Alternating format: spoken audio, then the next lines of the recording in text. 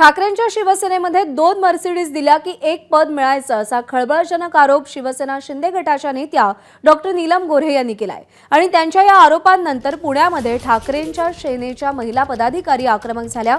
उद्धव ठाकरेंवर केलेल्या आरोपांच्या निषेधार्थ ठाकरे गटाच्या महिला पदाधिकारी रस्त्यावर उतरण्याच्या तयारीत आहेत।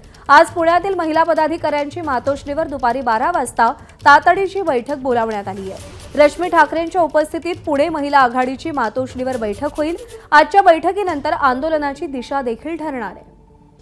नीलम गोऱ्हे यांनी केलेल्या वक्तव्याविरोधात ठाकरेंचे कार्यकर्ते आणि शिवसेनेच्या महिला आक्रमक झालेल्या आहेत।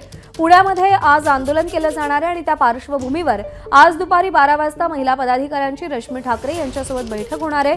काल देखील शिवसेनेचे कार्यकर्ते आक्रमक झाले होते। नीलम गोऱ्हे यांच्या घराबाहेर रिमोटवर चालवत गाडी नेत आंदोलन करण्यात आलं होतं। आणि वेदांत नेब आपले प्रतिनिधी आपल्याला या संदर्भात अधिक अपडेट देतील। वेदांत, काल नीलम गोऱ्हेंचं वक्तव्य समोर आल्यानंतर त्याचे पडसाद सातत्याने उमटताना दिसले।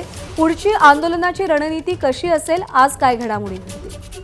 प्रज्ञा, ज्या प्रकारे आपण काल बघितलं, मराठी साहित्य संमेलनाच्या परिसंवादामध्ये नीलम गोऱ्हे यांनी वक्तव्य केलं आणि एक प्रकारे ठाकरेंच्या शिवसेनेवर आरोप केले। त्यांचं असं म्हणणं होतं की पद देताना 2 मर्सिडीज पक्षाकडनं घेतल्या जातात आणि मर्सिडीज घेतल्यानंतरच ही पदं दिली जातात आणि त्याच्याच विरोधात आपण ठाणे असेल किंवा पुणे असेल किंवा मग मुंबई असेल, या ठिकाणी ठाकरेंच्या शिवसेनेची जी महिला आघाडी आहे ती आक्रमक झालेली आपल्याला पाहायला मिळाली। काही नेते पदाधिकारी महिला या आंदोलन करताना आपल्याला पाहायला मिळाल्या आणि हीच आंदोलनाची धार अधिक तीव्र करण्यासाठी आज ठाकरेंच्या शिवसेनेच्या महिला आघाडीची एक बैठक मातोश्रीवर दुपारी 12 वाजता होणार असल्याची माहिती आहे।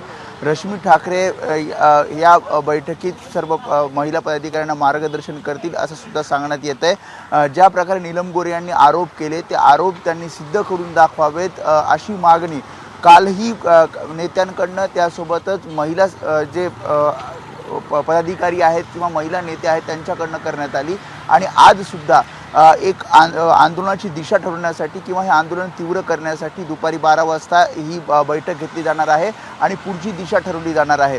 ज्यामध्ये महाराष्ट्रभर हे आंदोलन करायचं आहे की पुणे किंवा मुंबईमध्ये आंदोलन करायचं आहे आणि कशा पद्धतीचं हे आंदोलन असेल याबद्दलचा निर्णय जो आहे तो या बैठकीत घेतला जाईल असं सांगण्यात येत आहे। वेदांत, धन्यवाद दिलेल्या सविस्तर अपडेटसाठी।